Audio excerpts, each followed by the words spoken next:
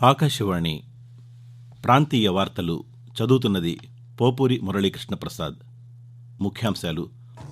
సార్వత్రిక ఎన్నికల నేపథ్యంలో 195 లోక్సభ స్థానాలకు అభ్యర్థుల పేర్లను భారతీయ జనతా పార్టీ ప్రకటించింది. విద్యా సంబంధిత విజ్ఞానాన్ని తెలుసుకునే దీక్షా పోర్టల్ వినియోగంలో ఆంధ్రప్రదేశ్ దేశంలోనే అగ్రస్థానంలో నిలిచింది. తెలంగాణలో ఇందిరమ్మ ఇళ్ల పథకాన్ని ఈ నెల 11వ తేదీన ప్రారంభించాలని రాష్ట్ర ప్రభుత్వం నిర్ణయించింది. పోలియో రహిత సమాజమే లక్ష్యంగా ఈరోజు దేశవ్యాప్తంగా చిన్నారులకు పోలియో చుక్కలు అందించే పల్స్ పోలియో నిర్వహిస్తున్నారు. ప్రపంచవ్యాప్తంగా అంతరించిపోతున్న వన్యప్రాణులను సంరక్షించే లక్ష్యంతో ఈరోజు ప్రపంచ వన్యప్రాణుల దినోత్సవాన్ని నిర్వహిస్తున్నారు. వార్తల వివరాలు. సార్వత్రిక ఎన్నికల నేపథ్యంలో లోక్సభకు పోటీ చేసే అభ్యర్థుల తొలి జాబితాను భారతీయ జనతా పార్టీ నిన్న విడుదల చేసింది. మొత్తం 195 స్థానాలకు అభ్యర్థుల పేర్లను ప్రకటించింది. ప్రధానమంత్రి నరేంద్ర మోదీ వరుసగా మూడోసారి వారణాసి నుంచి బరిలోకి దిగనున్నారు. ఢిల్లీలోని పార్టీ ప్రధాన కార్యాలయంలో నిర్వహించిన సమావేశంలో పార్టీ జాతీయ ప్రధాన కార్యదర్శి వినోద్ తావ్డే అభ్యర్థుల జాబితాను ప్రకటించారు. ఈ జాబితాలో అమిత్ షా, రాజ్నాథ్ సింగ్, స్మృతి ఇరానీ సహా 34 మంది కేంద్ర మంత్రుల పేర్లను ప్రకటించారు.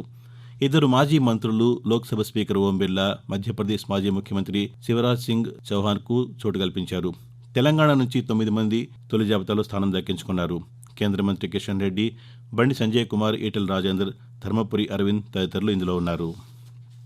విద్యా సంబంధిత విజ్ఞానాన్ని తెలుసుకోవడంలో ఆంధ్రప్రదేశ్ దేశంలోనే అగ్రస్థానంలో నిలిచింది. కేంద్ర ప్రభుత్వం అందుబాటులోకి తెచ్చిన digital infrastructure for school education knowledge sharing Diksha portal వినియోగంలో రాష్ట్రం మొదటి స్థానంలో నిలిచింది. రాష్ట్రంలోని ఉపాధ్యాయులు, విద్యార్థులు, వారి తల్లిదండ్రులు మొత్తం 67 లక్షల మంది దీక్షా పోర్టల్ వినియోగించారు. అంతేగాక దీక్షా ప్లాట్ఫామ్ ద్వారా ఉపాధ్యాయులకు ఆన్లైన్ శిక్షణను ప్రారంభించిన మొట్టమొదటి రాష్ట్రం కూడా ఆంధ్రప్రదేశేనని సమగ్ర శిక్షా అధికారులు వెల్లడించారు. తెలంగాణలో ఎన్నికల సందర్భంలో హామీ ఇచ్చిన 6 గ్యారంటీల్లో భాగంగా ఇందిరమ్మ ఇళ్ల పథకాన్ని ఈ నెల 11వ తేదీన కాంగ్రెస్ ప్రభుత్వం ప్రారంభించనుంది. ఈ పథకంపై విధి విధానాలు, నిబంధనలు తయారు చేయాలని ముఖ్యమంత్రి రేవంత్ రెడ్డి అధికారులను ఆదేశించారు. ఇంటి నమూనాలు, డిజైన్లను తయారు చేయాలని సూచించారు. దశల వారీగా పేదల సొంత ఇంటి కలను నెరవేరుస్తామని ఈ సందర్భంగా వెల్లడించారు. తొలి విడతలో నియోజకవర్గానికి 3,500 ఇళ్లు మంజూరు చేయనున్నట్టు సమాచారం. స్థలం ఉన్నవారి ఇంటి నిర్మాణానికి 5 లక్షల రూపాయలు, ఇల్లు లేని వారికి స్థలంతో పాటు 5 లక్షలు ఇవ్వాలని నిర్ణయించినట్టు తెలుస్తోంది. రెండో విడత జగనన్న ఆరోగ్య సురక్ష పథకంలో భాగంగా అవుట్ పేషెంట్ వైద్య సేవలు అందించడంలో కృష్ణా జిల్లా రాష్ట్రంలో మొదటి స్థానంలో నిలిచినట్టు జిల్లా కలెక్టర్ పి. రాజారావు తెలిపారు. రాష్ట్ర ప్రభుత్వ ప్రధాన కార్యదర్శి కెఎస్ జవహర్ రెడ్డి శనివారం నిర్వహించిన వీడియో కాన్ఫరెన్స్లో కలెక్టర్ పాల్గొన్నారు. జగనన్న ఆరోగ్య సురక్ష పథకంలో భాగంగా జిల్లాలో ఇప్పటివరకు 236 క్యాంపులు నిర్వహించి 1,15,000 మందికి వైద్య పరీక్షలు నిర్వహించినట్టు ఆయన తెలిపారు. జిల్లాలో ఇప్పటివరకు 3,63,842 ఆరోగ్యశ్రీ కార్డులు పంపిణీ చేశామని చెప్పారు. ఉపాధి హామీ పథకం కింద జిల్లాలో 68 లక్షల 14 కల్పన లక్ష్యాన్ని 100% సాధించినట్టు కలెక్టర్ వివరించారు. పెట్టుబడులకు తెలంగాణ అనువైన రాష్ట్రమని ఉప ముఖ్యమంత్రి భట్టి విక్రమార్క అన్నారు. హైదరాబాద్లో నిన్న జరిగిన సిఐఐ తెలంగాణ వార్షిక సమావేశానికి ఆయన ముఖ్య అతిథిగా హాజరై మాట్లాడుతూ అన్ని రంగాల్లో పెట్టుబడులు పెట్టేందుకు పారిశ్రామికవేత్తలు ముందుకు రావాలని అన్నారు.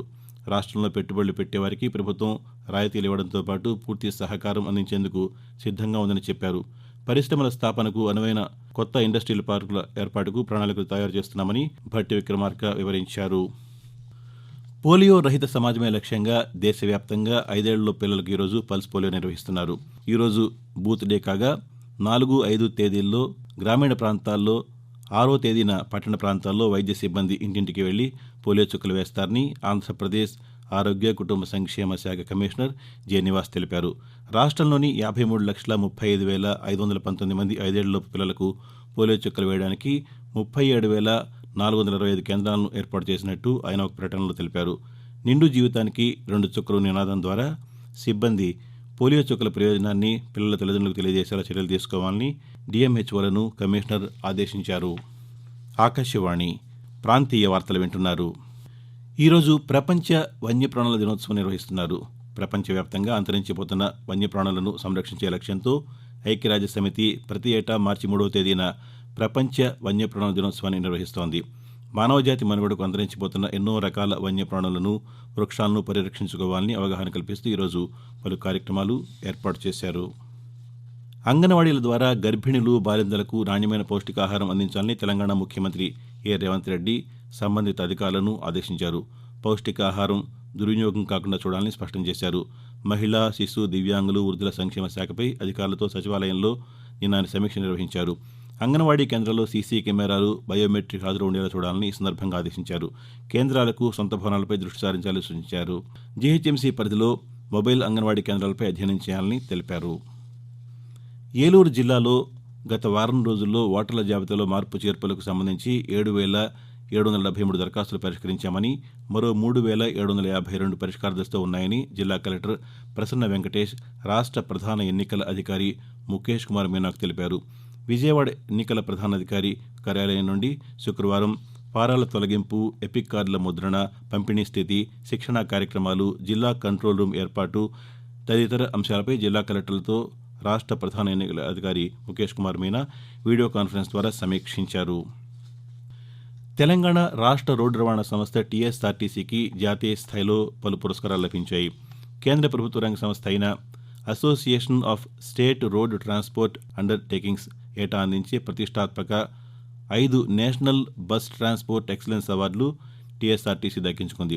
2022-23లో రహదారి భద్రత, ఇంధన సామర్థ్య నిర్వహణ, సిబ్బంది సంక్షేమం, సాంకేతికత వినియోగం తదితర విభాగాల్లో ఈ పురస్కారాలు దక్కాయి. 5 అవార్డులను ఢిల్లీలో ఈ నెల 15వ తేదీన టీఎస్ఆర్టీసీ ఉన్నతాధికారులకు అందజేయనున్నట్టు ఏఎస్ఆర్టీయూ ప్రకటించింది. జాతీయ స్థాయి అవార్డులు గెలుచుకోవడం పట్ల రవాణా శాఖ మంత్రి పొన్నం ప్రభాకర్ హర్షం వ్యక్తం చేశారు. ఆంధ్రప్రదేశ్ రాష్ట్ర రోడ్డు రవాణా సంస్థ ఏపీఎస్ఆర్టీసీకి ఇంటర్నెట్ ఆఫ్ థింగ్స్ విభాగంలో డిజిటల్ టెక్నాలజీ సభ అవార్డు లభించింది. యాప్ ద్వారా నగదు రహిత లావాదేవీలు, బస్సులోనే డిజిటల్ టికెట్ల జారీ, బస్సులకు ట్రాకింగ్ విధానం తదితర విధానాల అమలు నేపథ్యంలో వరుసగా 6వసారి ఈ అవార్డు దక్కినట్టు అధికారులు తెలిపారు. కోల్కతాలో జరిగిన కార్యక్రమంలో ఐటీ విభాగం chief engineer Sudhakar, deputy CE Srinivasarao ఈ అవార్డు అందుకున్నారు.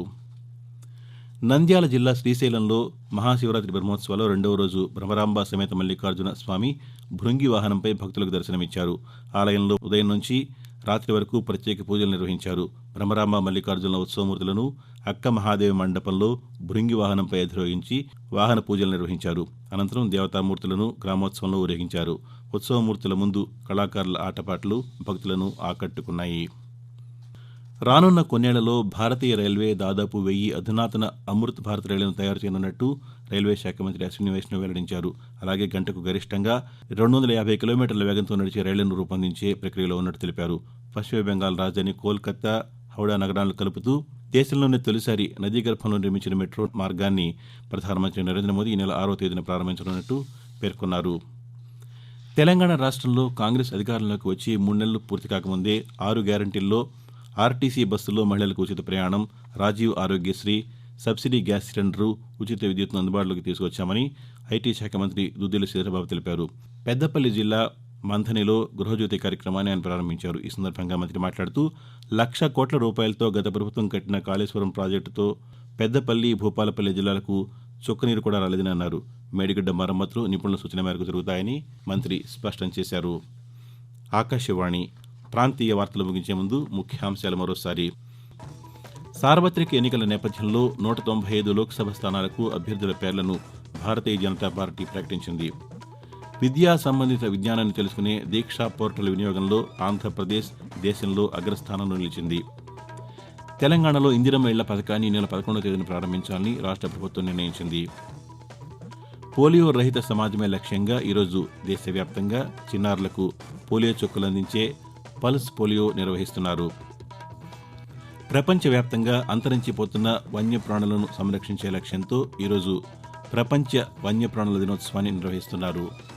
ఆకాశవాణి ప్రాంతీయ వార్తలు ఇంతటితో సమాప్తం.